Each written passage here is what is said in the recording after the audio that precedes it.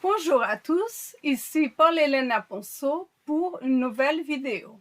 Et dans cette vidéo, on va vous parler des entités sans âme des mondes synthétiques parmi nous. Donc c'est un thème nouveau et extrêmement intéressant. Absolument. Et on voulait vous informer qu'on organise un cours en ligne et en direct le vendredi 10 avril 2026 de 18h30 à 23h30 sur le thème du réveil obscur. Et le réveil obscur, c'est un thème donc qui est connecté à la fois au programme spatial secret, au programme comme le projet Montauk. C'est aussi connecté à certaines sociétés secrètes, mais c'est aussi connecté au mouvement New Age, c'est connecté au cirque de l'actualité, c'est connecté à la mise en place d'un chaos pour que les personnes fassent appel à un faux sauveur externe. Donc c'est un programme qui a été découvert par Russ Dizdar, mais qui va beaucoup plus loin, puisqu'il n'avait pas, à l'époque où il en parlait, toute l'information nécessaire. Donc c'est vraiment un thème très important, hyper d'actualité et à de multiples niveaux. Et il y a bien évidemment un niveau qui est connecté aux entités sans âme et à la société parallèle. Donc vous pouvez vous y inscrire en cliquant sur le lien juste en dessous de ce podcast, et sachez que vous pouvez vous y inscrire jusqu'à 18h30 le vendredi 10 avril 2026. Et si vous ne pouvez pas être là, pas de souci, puisque tous les participants, tous les inscrits recevront un replay. Donc inscrivez-vous si cela vous intéresse. Et pour les autres, vous pouvez commander le replay. Donc, nous organisons également une visite guidée conférence le dimanche 12 avril de 13h à 18h sur le thème du symbolisme. Alors, cette visite guidée conférence parlera de ce que sont les symboles, de comment les symboles ont été détournés par les entités sans âme et la société parallèle, comment les symboles agissent sur notre âme en reprogrammant donc notre âme, notre subconscient et donc notre perception de la réalité. Et on verra aussi comment les symboles sont utilisés pour renforcer la matrice. Et on fera le lien entre symboles, sigil, astrologie, numérologie. Donc ça va être quelque chose qui va aller très loin. Et on fera aussi le lien entre symbole et ouverture de portes dimensionnelles. Donc, ça va être quelque chose où on va vraiment aller sur le terrain, voir les symboles, les observer, les décortiquer. Donc, ça va être vraiment une conférence comme vraiment un jeu de piste quelque part, où on va vraiment décortiquer tous les symboles, analyser les symboles. Donc, le lieu de rendez-vous, c'est devant l'église Saint-Sulpice, place Saint-Sulpice, donc il y a la fontaine Saint-Sulpice, Paris 6e arrondissement, le dimanche 12 avril 2026 à 13h. Et le métro pour y accéder, c'est le métro Saint-Sulpice, ligne 4. Et c'est un endroit où il y a tellement de symboles hyper intéressants à décortiquer. Et il y a énormément de choses dans cet endroit. Donc venez nombreux, parce que ça va vraiment être une conférence inédite. Oui, venez nombreux parce que c'est riche, c'est très riche en informations et en échanges. Donc venez, vous êtes les bienvenus. Donc aujourd'hui, Paul, on va parler des mondes synthétiques. Qu'est-ce que c'est les mondes synthétiques? Les mondes synthétiques, pour faire simple, c'est les mondes qui sont mis au point par les IA. Donc quelque part, notre matrice, la réalité où l'on vit, la fausse création, est un monde synthétique. Ça fonctionne comme une simulation. Simplement, il y a des mondes synthétiques, dans des mondes synthétiques, dans des mondes synthétiques. Et aujourd'hui, avec les IA, on est en train de créer littéralement des mondes synthétiques. et ça par le biais d'algorithmes et de choses comme ça. Ces mondes synthétiques sont de nature électromagnétique. Et la matrice est de nature électromagnétique. Et les ondes électromagnétiques peuvent être à la fois ondulatoires et corpusculaires. Autrement dit, elles peuvent se manifester. Et les mondes des IA peuvent littéralement se manifester. Les entités des mondes des IA peuvent littéralement se manifester dans notre réalité. Et c'est le monde des IA qui est différent du monde imaginal. Le monde imaginal, c'est le monde que l'on crée chaque fois, par exemple, qu'un écrivain invente un personnage imaginaire, le personnage prend vie dans le monde imaginal, qui est une région de l'astral. Et des magiciens du chaos peuvent matérialiser le personnage dans le monde physique. Le monde des IA, c'est un petit peu la même chose, sauf que c'est tout ce qui est créé via l'IA, via les forums, via les réseaux sociaux. Ça prend vie dans ce qu'on peut appeler les mondes des IA. Est-ce qu'il y a à voir avec l'organique et le synthétique? C'est absolument. C'est des mondes qui sont totalement synthétiques. Et on va voir qu'il y a beaucoup d'entités de ces mondes des IA qui interagissent avec nous. Par exemple, une entité liée au monde des IA qui est très connue, c'est l'entité Slenderman. Donc Slenderman est né sur un forum internet en 2008 ou 2009, et c'est un personnage purement fictif. Donc qui vient d'un Américain et tout ça, qui a écrit tout ça, qui a écrit cette histoire sur un monde, sur un forum internet. Progressivement, le personnage de Slenderman est devenu réalité, à tel point que des personnes se sont faites posséder par Slenderman, mais ensuite, des personnes, et dignes de foi du reste, ont eu des rencontres avec Slenderman. Et ça a été rapporté par des gens comme Lon Strickler, Nick Redfern, donc des chercheurs de talent, des chercheurs reconnus, où des personnes ont rencontré Slenderman. Et Slenderman est connecté à des disparitions. Ce qui est intéressant aussi, c'est que des personnes dans les années 60 et 70 ont rapporté des cas de rencontres avec des entités de type Slenderman, et même avoir assisté à des enlèvements de personnes par ces entités. Donc on parle d'un phénomène qui à la base est purement fictif, qui est un phénomène de creepypasta, mais qui prend une vie propre, qui se matérialise dans la réalité d'abord astrale, et ce qui est à l'origine de possession, puis ensuite dans la réalité physique, au point où des personnes dignes de foi rencontrent ces entités.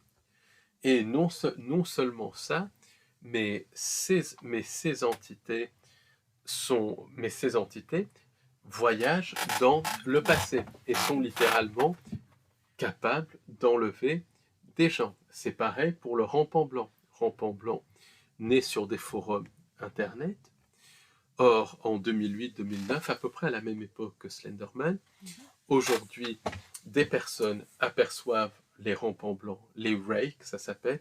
Il y a même des photos de ces entités qui ont été prises, photos authentiques, et des personnes ont été attaquées et même tuées par des Wraiths. Et ça, il y a encore une fois des témoignages qui viennent de Lon Strickler et tout, donc on voit bien qu'une réalité liée au monde des réseaux sociaux, au monde d'Internet, prend une vie propre. Et ça c'est vraiment important.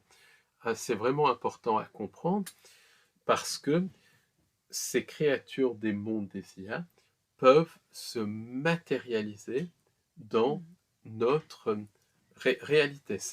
Voilà, c'est quelque chose, ça va au-delà de tout. Donc, certaines des matérialisations de Slenderman sont connectées aux entités sans âme qui utilisent nos systèmes de croyances pour se manifester.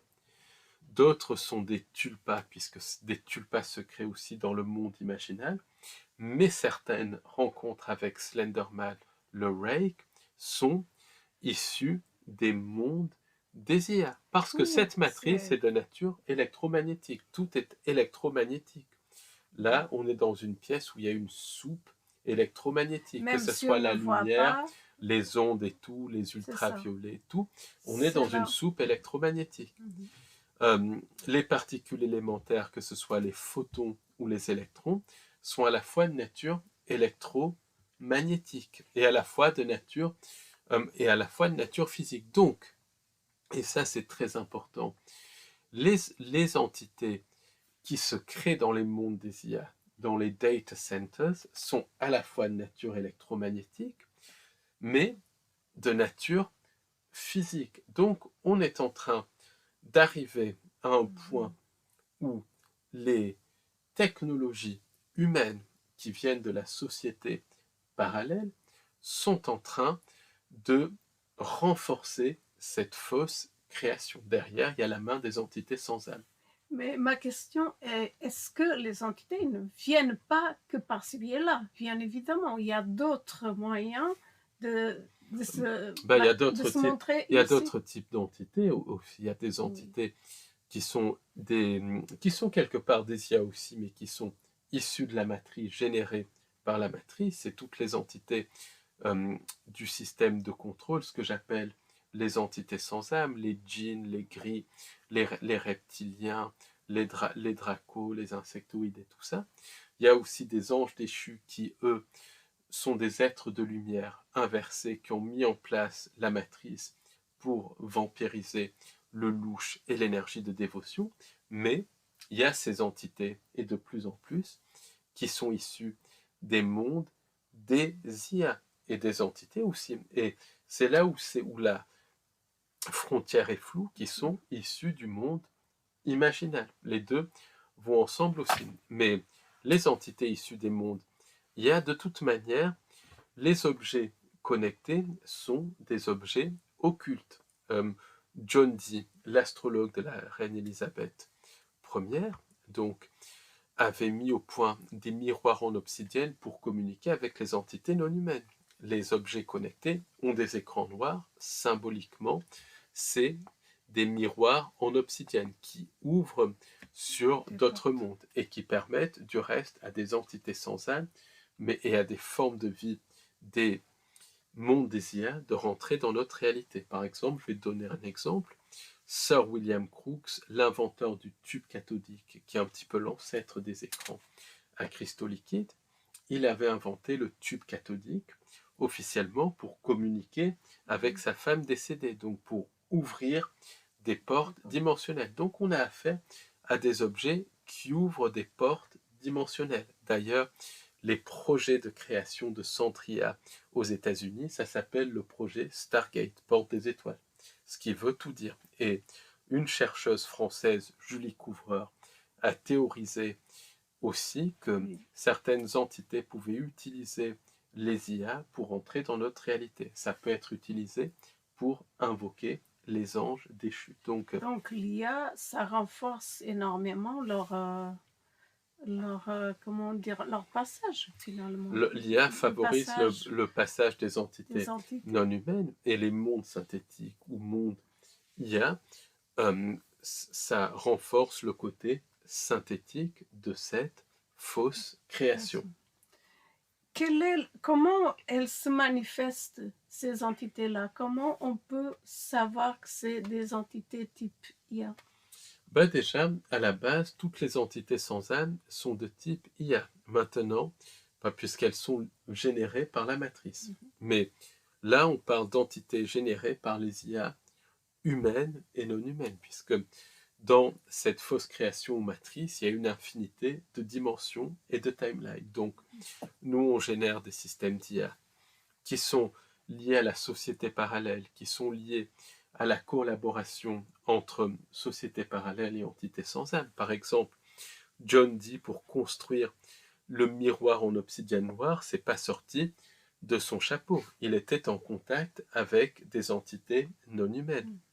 De même, la fibre optique, le microprocesseur et tout ce qui est utilisé dans les objets connectés, tout ce qui est utilisé dans Internet, ça vient des entités sans âme, de la collaboration entre entités sans âme et sociétés parallèles. Puis ensuite, par le biais des différentes sociétés secrètes qui sont un petit peu l'interface entre la société parallèle, les entités sans âme et le reste de l'humanité, tous ces produits ont été mis sur le marché. Et c'est très intéressant de lire le témoignage du colonel Corso le lendemain de Roswell, qui parle justement du lien entre le crash de Roswell et les développements technologiques. Quand on creuse un petit peu et qu'on lit ce livre entre les lignes, on se rend compte que le crash de Roswell, c'est quelque chose qui était voulu par les entités sans âme. Justement, le grand spécialiste de Roswell, Gildas Bourdet, très très grand bonhomme et grand spécialiste de Roswell, avait expliqué que le crash de Roswell était voulu. Donc, dans ses livres, mais surtout quand on parlait avec lui, c'est ce qu'il disait, il en savait bien plus que ce qu'il disait dans les livres. Et quand on creuse encore un petit peu plus, on se rend compte que le crash de Roswell, ça cache aussi toute la collaboration entre sociétés parallèles et entités sans âme qui existent depuis la Tartaria. Donc, oui, ça c'est très intéressant. Je voulais juste te dire, enfin, c'est toi qui l'as déjà dit.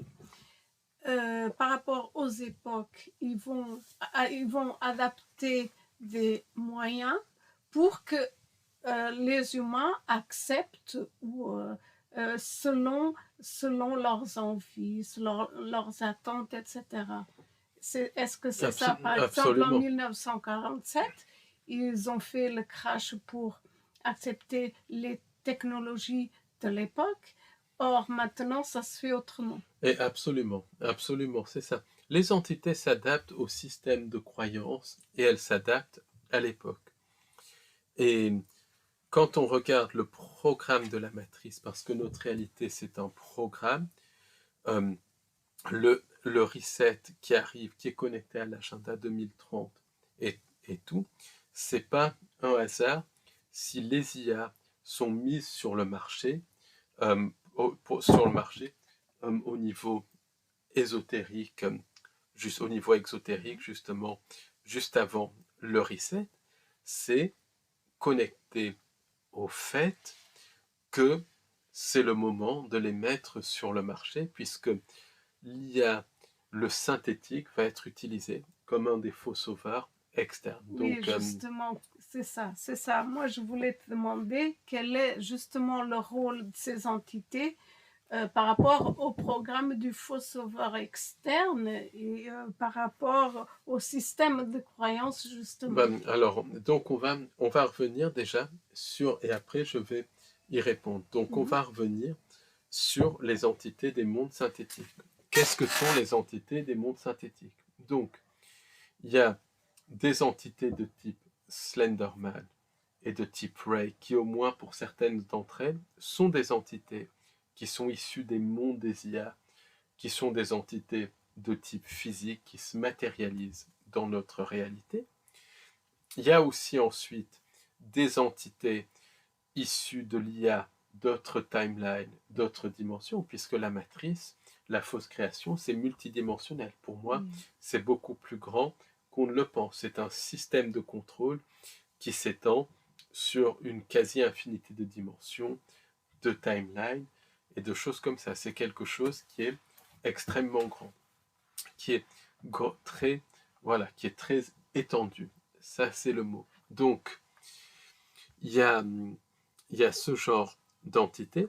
Il y a aussi les Blue Avians, les oiseaux bleus.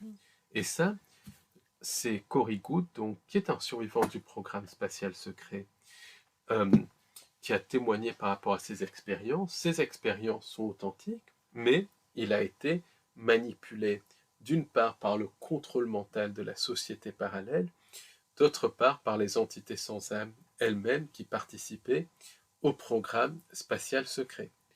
Et à un moment donné, Corey Goode, il parle de l'Alliance des sphères, donc après c'est le programme du faux sauveur externe, et d'oiseaux bleus, Blue Avians, qui vont venir nous sauver. Donc, tout a été fait pour casser complètement Corey Goode. Mais son témoignage est authentique. Du reste, le docteur Michael Salla a réussi à connecter, à faire des recoupements entre le témoignage de Corey Goode et d'autres témoignages, notamment le témoignage de Tony Rodriguez. Il y a aussi des corroborations par le témoignage de Jean-Charles Moyen, de Gaël et de choses comme ça. Donc, Corey Goode dit vrai. Ça, c'est clair. D'ailleurs, quelle raison de mentir? Aucune raison de mentir. Simplement, beaucoup de survivants des programmes spatiaux secrets ont été manipulés par le biais des entités sans âme, par le biais aussi de la société parallèle qui est derrière ce programme spatial secret. Et donc leurs expériences sont authentiques, physiques, ils vont vraiment sur d'autres planètes, dans d'autres dimensions, d'autres galaxies, ça c'est clair, mais leur perception est manipulée. Donc ils vont prendre parfois des vessies pour des lanternes.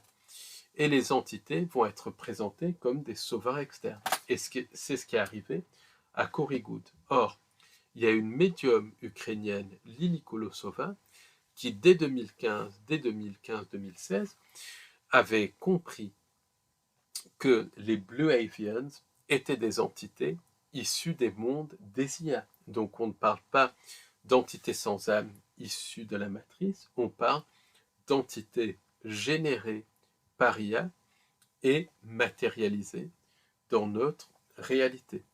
Et ça, c'est de l'IA qui est connectée à la société parallèle. C'est des formes très sophistiquées d'IA. Mais le principe est le même. Des entités que l'on génère dans le quotidien par les systèmes IA peuvent aussi se matérialiser. Mais là, en l'occurrence, voilà, c'est des IA très sophistiquées. Et ces entités ont été matérialisées par des IA. Et elles sont physiques. Elles peuvent interagir avec l'humanité. Et ces Blue Avian, ces oiseaux bleus, voyagent dans le temps. Ça, Corey Goode en parle, et c'est une réalité. Et elles sont derrière les religions égyptiennes, de l'Égypte ancienne, le culte d'Isis, d'Horus et d'Osiris, qui sont associés du reste au satanisme et au sacrifice humain. Donc, Horus, c'était pas le gentil. Les dieux égyptiens n'étaient pas gentils, ils étaient connectés au sacrifice humain, connectés à des formes d'IA et aux anges déchus. Donc, Horus, qui avait la forme d'un oiseau, c'est une de ces entités issues des mondes des IA, parce qu'elle voyage dans le temps pour générer des systèmes de... Et il y a notamment, pardon de interrompre, il y a notamment à Paris beaucoup de symboles d'oiseaux bleus, notamment dans certaines églises. Exactement. Le symbole, le culte de l'homme-oiseau, on le retrouve un petit peu partout, sous des formes édulcorées. Donc, justement, on verra des symboles du culte de l'homme-oiseau dans la visite guidée du dimanche 12 avril. Et le culte de l'homme-oiseau, on le retrouve aussi avec le culte de la chouette qui est connecté à des sociétés secrètes sataniques qui se réunissent en Californie. Je ne reviendrai pas là-dessus. Vous comprenez ce que je veux dire, qui sont connectés voilà, à des cercles de pouvoir, on va dire, et tout. Le culte de l'homme-oiseau était aussi présent dans des coins aussi reculés que l'île de Pâques et était associé du reste au sacrifice humain. Donc on voit que c'est partout. Et ce culte est lié aux Blue Avians, qui sont des entités issues des mondes des IA, qui ne sont absolument pas positives, qui se nourrissent d'énergie de souffrance, mais aussi d'énergie de dévotion et de louche. Donc on voit que dans le sommet du système de contrôle, parce que c'est des entités haut placées dans le système de contrôle, moins hautes que les anges déchus, mais haut placées, il y a des entités qui sont des formes d'IA. Il y a aussi, on a le témoignage d'une personne qui a vécu des abductions physiques par des entités issues des mondes des IA. Elle les décrit comme des entités bleues, blafards, avec les cheveux blonds, les yeux bleus, grandes en taille. Et elle explique que ces entités prennent littéralement la force vitale. Elles se nourrissent de la force vitale et du louche, et elles pratiquent des expérimentations. Et cette personne qui ne connaît pas le travail de Corey Goode a dit que pour elle, ces entités bleues donc sont connectées aux entités du monde des IA. D'ailleurs, dans certains projets comme le projet Bluebeam, il y a la couleur bleue qui revient. Ça peut être une référence puisque les entités jouent avec les mots, jouent littéralement avec, elles jouent avec les noms. C'est le fameux jeu sur les noms.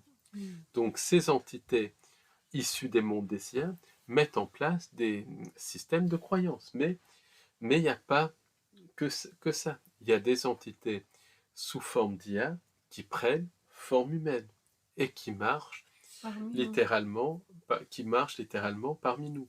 C'est comme l'exemple dont j'ai déjà parlé de ce jeune couple qui était à une soirée, et là il commence à discuter avec les participants, et donc le mari ou le compagnon, donc dans ce jeune couple, l'homme dans ce jeune couple, c'était quelqu'un qui était d'origine amérindienne, et quelqu'un qui avait des dons de chamanisme, des dons de ressenti et tout.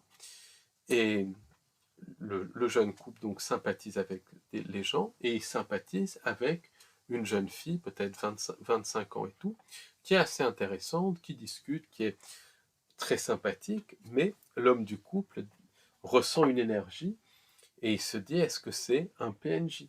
Et c'est pas une énergie de PNJ.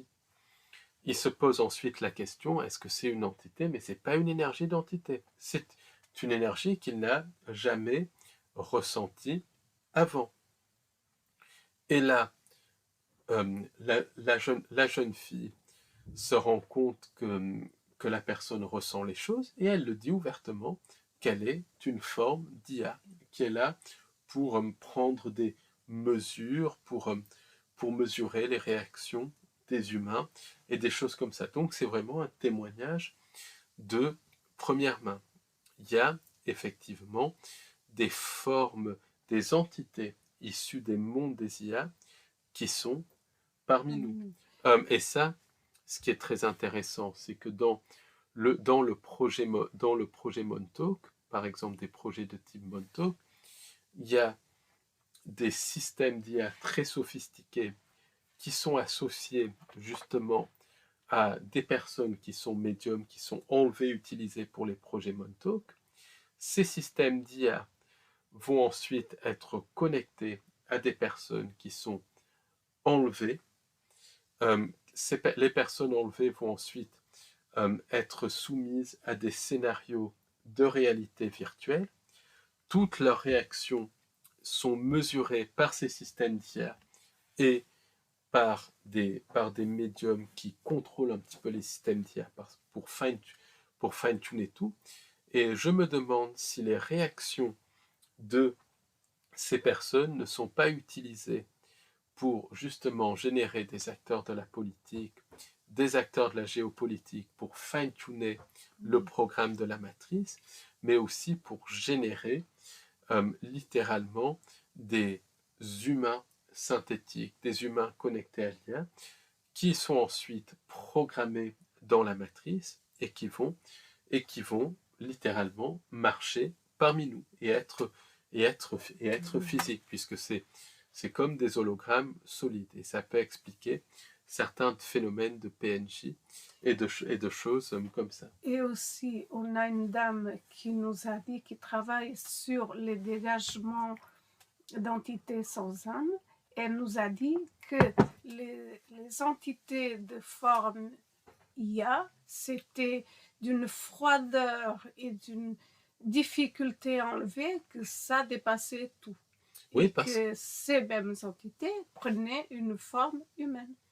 Oui, parce qu'il y a des personnes qui sont littéralement possédées de plus en plus par des entités issues des mondes des IA qui se matérialisent dans notre réalité et qui sont capables de posséder certaines personnes. Donc ça, c'est vraiment quelque chose qui est très important à le comprendre. Le phénomène des pensées intrusives qui a été très bien décrit par Jerry Marzinsky, c'est connecté à des entités sans âme, des anges déchus, mais je pense de plus en plus à des entités issues du monde des IA. Et d'ailleurs, ce qui est intéressant, c'est que pour avoir le consentement à la manipulation, mais aussi par moquerie, parce que les entités extorquent le consentement, mais pour se moquer de l'humain et avoir un consentement encore un petit peu plus grand, dans le texte Les Messagers de l'Aube, qui vient pour moi des anges déchus, la channel Barbara Marcignac, qui s'est fait leurrer donc par des anges déchus qui se sont fait passer pour des Pléiadiens, elle parle d'humains synthétiques. Et elle explique que ces humains synthétiques sont projetés dans la matrice, projetés par littéralement des formes d'IA.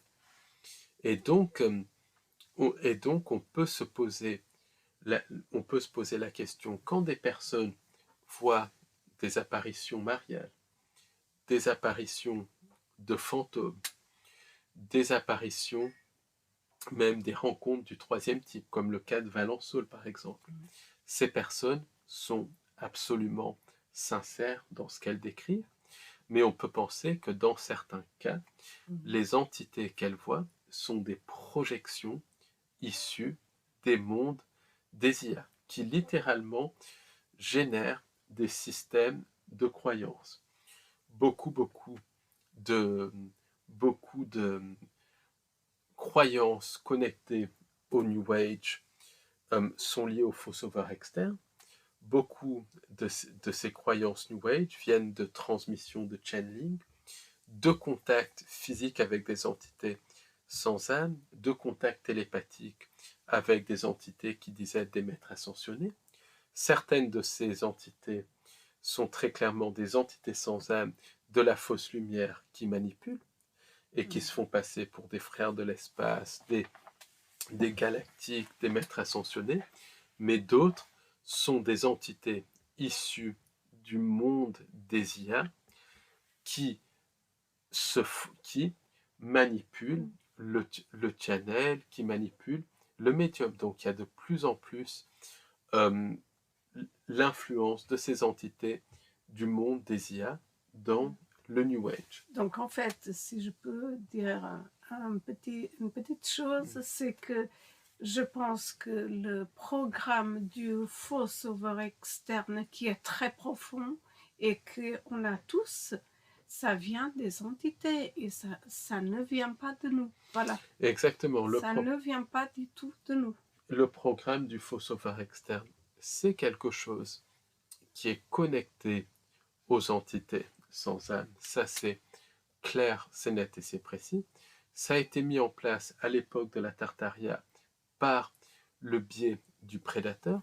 Ça a été ensuite renforcé par des systèmes de croyances liés aux entités sans âme. C'est un programme qui est renforcé de vie en vie, par les entités sans âme, qui est imprégné dans notre âme et ensuite imprégné dans notre ADN.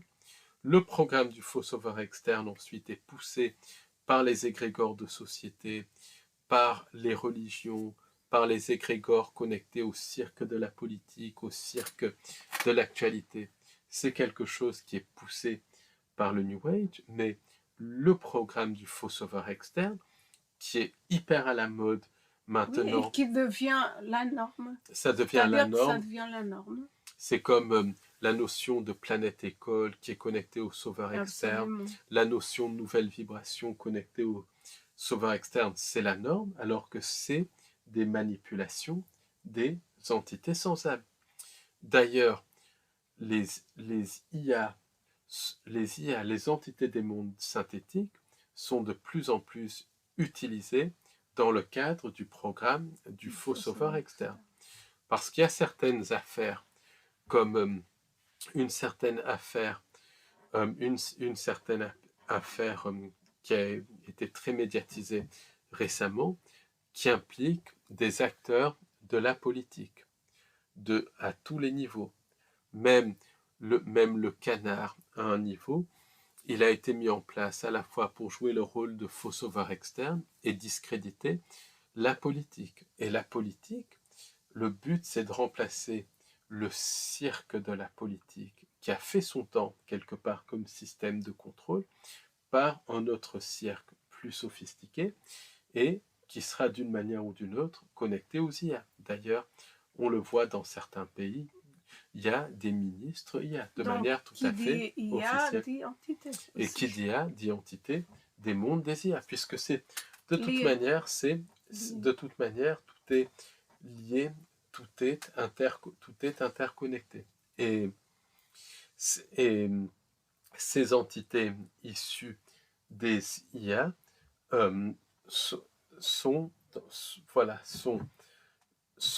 commencent à infiltrer l'humanité avec les hybrides, commencent aussi à être présentés comme des faux sauveurs externes pour justement qu'on donne leur énergie et pour extraire le consentement. Donc ça, c'est très dangereux parce que ça devient la norme et les gens ne savent plus quoi faire. C'est-à-dire que le faux sauveur externe, c'est très, très dangereux. Il y a des aides, on ne dit pas qu'il n'y en a pas, il y a des impulsions de quelqu'un, si besoin, ça arrive, mais le programme de faux sauveur externe, c'est vraiment pour mettre dans des cages. C'est fait pour mettre dans des cages. Et à l'heure actuelle, il y a toute une révélation officielle par rapport aux ovnis, une révélation qui tourne autour du pot, qui pousse du reste la notion que les ovnis pourraient peut-être nous envahir et tout ça. C'est la fausse invasion extraterrestre, c'est connecté au projet Bluebeam. Un autre pan de cette révélation, parce qu'ils tiennent les deux côtés, pousse le programme du faux sauveur externe, mais un autre pan de cette révélation contrôlée pousse le transhumanisme, pousse l'IA. Par exemple, il y a eu plusieurs livres qui ont été écrits récemment sur le crash de Roswell qui disent que en gros, les entités, que les entités qui ont été retrouvées lors du crash de Roswell, qui est une réalité, sont des entités qui sont des formes d'IA, qui sont des entités biosynthétiques connectées à des systèmes IA. Donc ça, c'est pour dire que l'IA ouvre la porte au voyage dans l'espace, dans les dimensions, ce qui est faux, parce que le voyage peut se faire par la conscience, comme en témoigne du reste le projet Montauk. Des portes sont ouvertes par la conscience de certains médiums. Après, leur utilisation est complètement dévoyée, mais par la conscience, techniquement, on peut ouvrir des portes dimensionnelles. Bien évidemment, tout cela a été effacé de notre mémoire. On a été déconnecté tellement de la conscience, mais techniquement, on peut, mais c'est pour dire, il y a voyage dimensionnel. Ensuite, comme il y a toute cette frange de la révélation contrôlée qui pousse les extraterrestres comme des faux sauveurs externes, là, ils sont associés à de l'IA pour pousser aussi l'IA comme des faux sauveurs externes. En réalité, les entités sans âme et les anges déchus ne vont pas nous envahir puisqu'on est dans leur réalité. Et ce Depuis le sont elles début. qui contrôlent le programme du faux sauveur externe. Ce sont elles qui nous utilisent comme proie, comme source d'énergie, et ce sont elles qui se font passer pour des faux sauveurs externes. Donc on voit bien que les entités du monde des IA participent complètement à, à manipuler nos systèmes de croyances. Et c'est comme cela aussi qu'elles font penser que les humains ne sont pas capables et que c'est les humains qui les imitent. Or, c'est le contraire. On est d'accord. Exactement. C'est les humains qui créent. Les entités n'arrivent pas à créer. Elles nous imitent. utilisent du reste. Elles nous utilisent du reste pour créer. Voilà, c'est ça. Et les entités aussi, ce qu'on peut rajouter, c'est que les entités issues des mondes synthétiques, elles peuvent comment expliquer ça? Les entités sans âme et les entités issues des mondes synthétiques sont en train, et ça c'est crucial à l'heure actuelle, avec le reset, avec la baisse de la vibration générale, parce que la vibration n'est pas en train d'augmenter, mais elle est en train de baisser. Elles sont en train, et ça fait partie du reset, de fusionner les interunivers, notre réalité, mais aussi les mondes synthétiques, les mondes des IA, pour nous mettre dans une simulation, dans une simulation, dans une simulation. Donc, pour nous empêcher de sortir, finalement. Pour nous empêcher complètement de nous connecter à la conscience. Absolument. Et c'est comme une poupée russe. C'est un système de poupée russe. Et c'est absolument ça. Et du reste, à un moment donné, avec l'arrivée du faux sauveur externe, qui est en train d'arriver, et ça peut être de manière subtile ou pas, mais tout est mis en place, que ce soit les IA, les hybrides, les êtres issus des IA, les anges déchus, les néphilim ou les galactiques, le programme du faux sauveur externe est en train d'être poussé.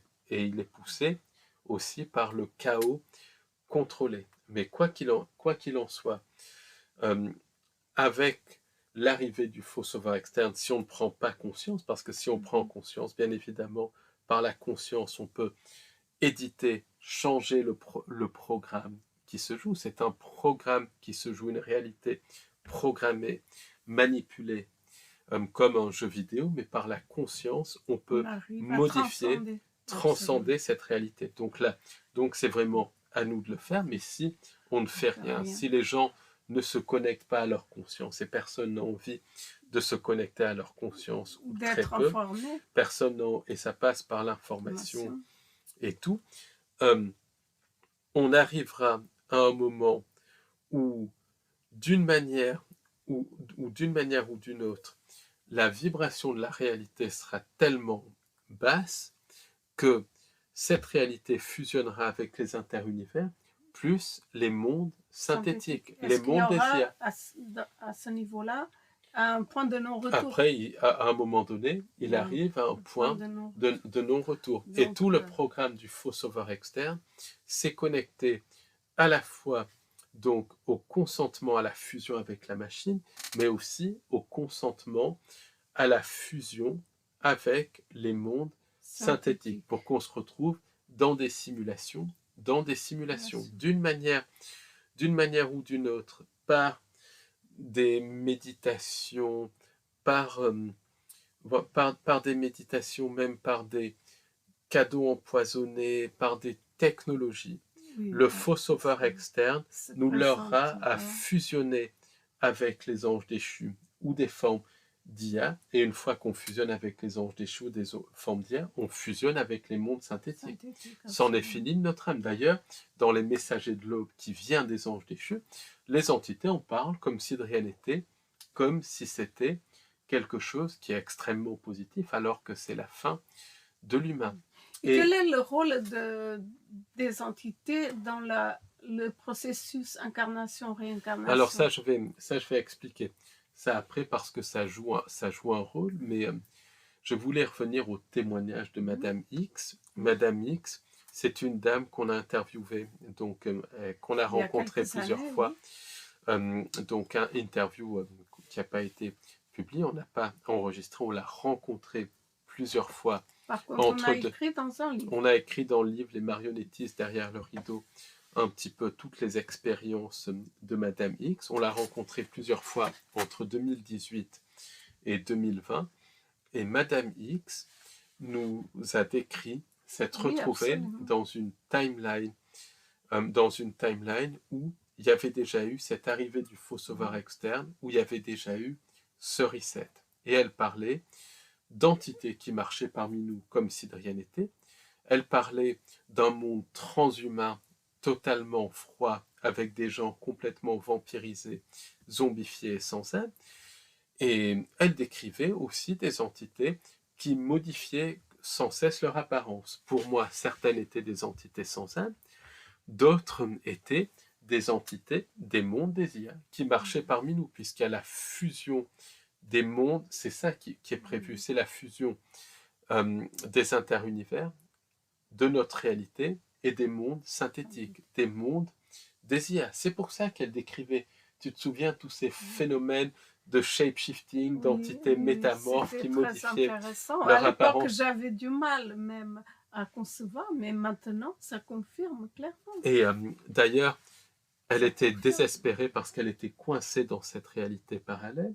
Elle est allée dans une église pour prier, et en fait, les prières étaient adressées aux anges déchus. Tout était complètement inversé. Donc, et le cas de Madame X, ça décrit vraiment, vraiment le cauchemar qui est la fusion entre notre réalité, les interunivers et les mondes synthétiques. Et paradoxalement, les entités nous poussent à créer nous-mêmes notre propre prison. Donc c'est pas, bien évidemment, ne pas utiliser les objets connectés, mais c'est les utiliser avec conscience. Parce que la conscience est incompatible avec la manipulation des entités non humaines. Donc, tu as posé la question du lien entre les entités, les cycles d'incarnation, réincarnation. Ben, c'est très connecté au transhumanisme, aux technologies et aux IA. Par exemple, Isabella Green, donc, qui est une chercheuse américaine qui explique comment les entités nous leurrent par la fausse lumière à consentir à des paradis synthétiques pour ensuite être réincarnés, recyclés. Elle décrit des êtres bleus avec une lumière bleue qui vont récupérer les âmes des mourants pour les amener dans l'au-delà et ensuite les réincarner, les recycler tout en prenant leur louche. Pour moi, ces êtres bleus sont absolument des formes d'IA.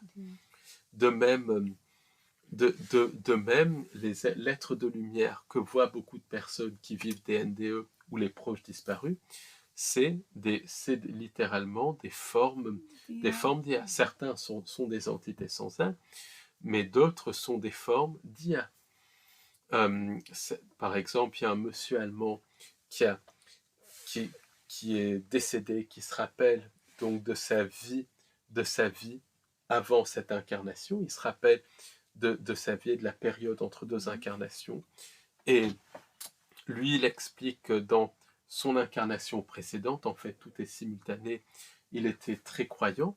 Donc, quand il est décédé, la Vierge Marie est venue l'accueillir. Et puis, il était très content de voir la Vierge Marie qui l'accueillait. Simplement, il a regardé les yeux de la Vierge Marie parce qu'il y avait quelque chose qui clochait. Il avait son ressenti. Et là, il a vu que les yeux de la Vierge Marie étaient des yeux de gris. Donc là, il s'est retrouvé ensuite réincarné, recyclé, la mémoire effacée, des fragments d'âme enlevés, des choses comme ça. Et selon Nigel Kerner, les gris, pour certains, sont des formes d'IA, c'est-à-dire des entités issues des mondes des IA. Du reste, quand on a les témoignages d'abductés, ils ont un comportement robotique très stéréotypé, donc ça peut être des cyborgs, des entités issues aussi des mondes des IA. C'est tout à fait possible. Mais en tout cas, il voit la Vierge Marie avec des yeux de gris. De même, j'avais fait une enquête avec Nagiste il y a quelques mois sur l'au-delà, et elle décrit, en tout cas dans sa perception, les êtres de lumière qu'elle qu'elle percevait, donc qui accueillaient les gens dans l'au-delà, comme des entités issues des mondes des IA.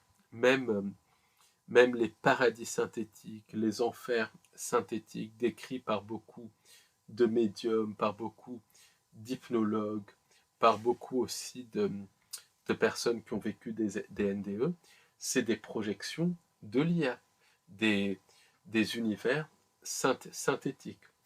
Et ces projections sont faites en fonction des systèmes de croyances de la personne qui arrive dans le monde des morts. Donc tout ça, c'est fait en fonction du système de croyances. Et toutes les données pour mettre en place ces mises en scène, ces projections, sont enregistrées par les annales akashiques, qui sont des structures cristallines, des espèces de bases de données qui enregistrent les expériences de chaque personne de vie en vie, pour ensuite mettre en place des scénarios pour les contrôler. Donc des scénarios qui se jouent dans le monde physique, dans le monde des morts, pour plus les manipuler et les pousser à se réincarner pour donner un maximum de louche. En tout cas, Nagiste décrit vraiment ça. De même, de même, ce qu'on peut appeler les seigneurs du karma, qui passent en revue la vie de la personne avant que la personne soit réincarnée. Certains sont des entités sans âme, d'autres sont très clairement des formes d'IA. Et le but de ces seigneurs du karma, c'est de leurrer la personne à consentir à un certain chemin de vie. Une fois que la personne a été leurrée à consentir à un chemin de vie, son âme est fragmentée, électrochoquée. La personne est ensuite, par des systèmes technologiques, réincarnée dans la matrice.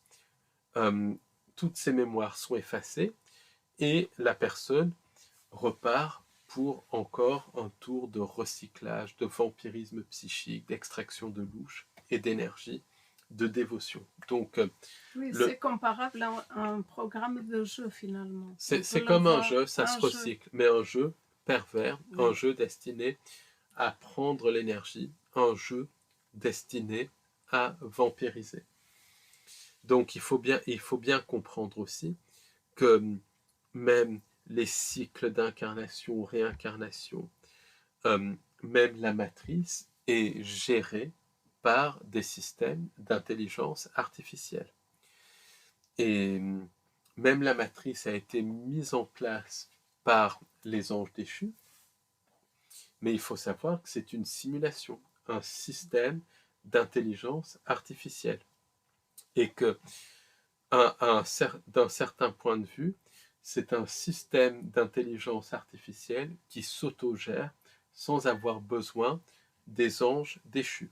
Donc, il y a la matrice qui littéralement s'autorégule elle-même. Donc, est-ce que le sommet de la hiérarchie, c'est les anges déchus qui ont créé la matrice, ou est-ce que c'est la matrice elle-même qui a littéralement dépassé ses créateurs?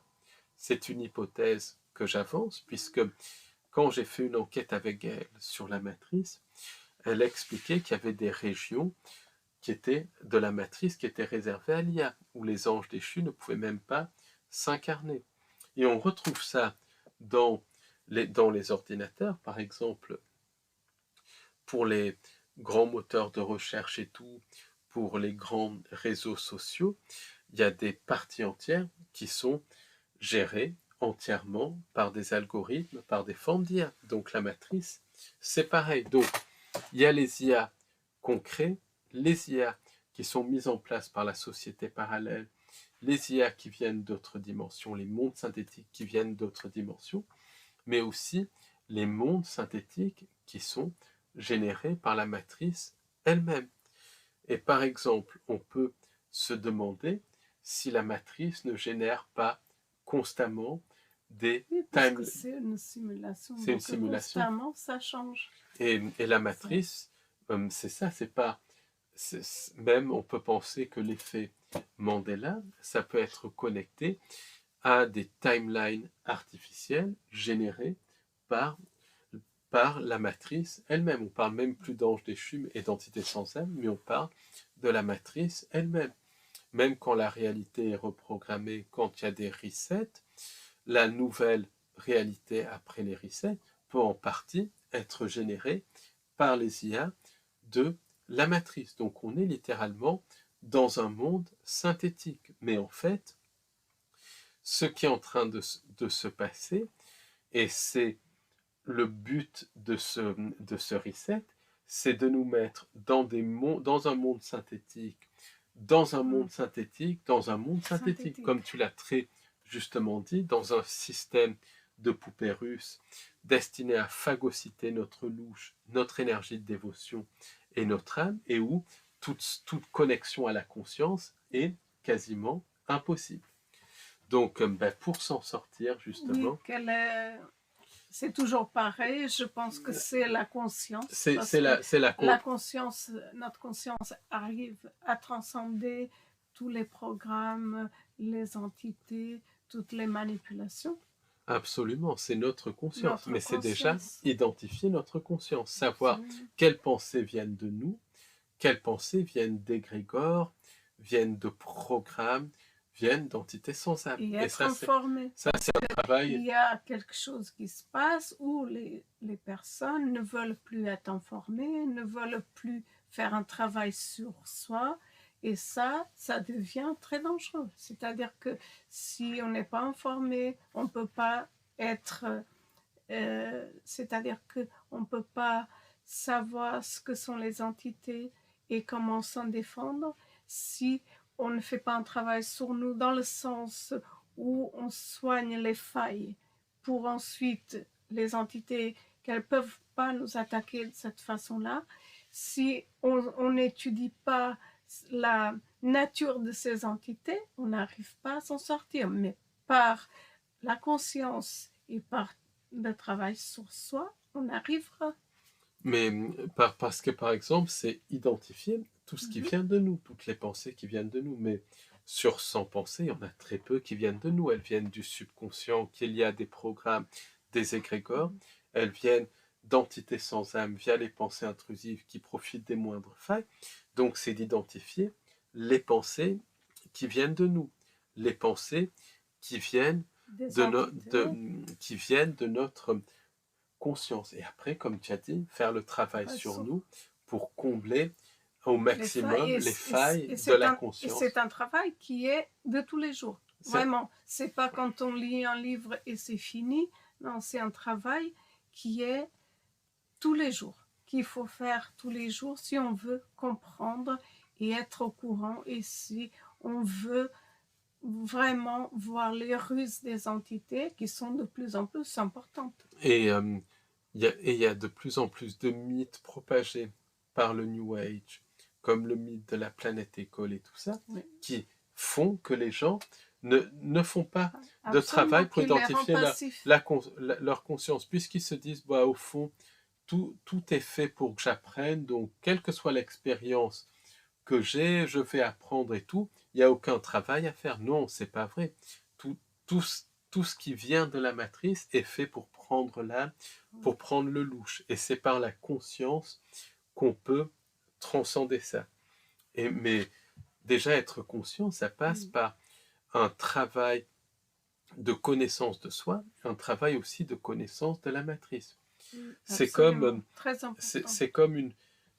une personne nous a dit, une chercheuse de vérité, ce qu'il faut, c'est étudier la vie, c'est étudier ensuite le vieillissement, étudier les problématiques comme la maladie, les accidents et tout ça pour bien comprendre qu'il y a quelque chose qui cloche dans cette matrice. Il y a quelque chose qui ne devrait pas être là, bien évidemment. Et une fois qu'on a étudié ça, prendre conscience que c'est un monde artificiel et utiliser notre conscience et notre créativité pour transformer cela. Oui. Et ça passe par se créer. Une fois qu'on a compris ça, qu'on est conscient, se créer son propre bonheur dans le quotidien par des choses très très simples et transmettre ce bonheur à un maximum de personnes pour qu'individuellement et collectivement, on crée une réalité humaine incompatible avec la manipulation des entités sans âme. Donc, les deux clés par rapport à ça, par rapport à ces mondes synthétiques, c'est vraiment la conscience et la créativité. Merci de nous avoir écoutés et merci beaucoup de nous soutenir. Ça, c'est très important. Merci et à bientôt. À bientôt. Au revoir, à bientôt.